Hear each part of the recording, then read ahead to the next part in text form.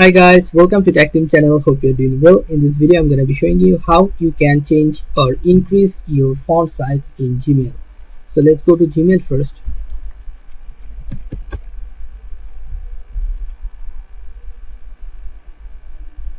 Okay, after logging to Gmail, click on this settings icon.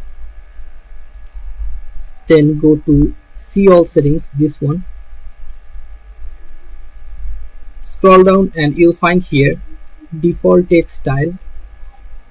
Under this default text style, you'll find TT option.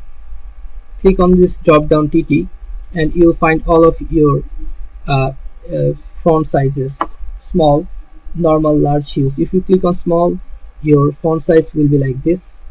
If you click on large, your font size will be like this. If you click on if you click on normal, large and huge, it will be like this.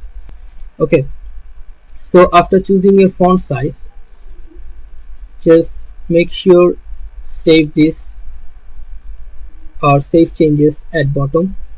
Just click on save changes and done. Your font size is fixed or default.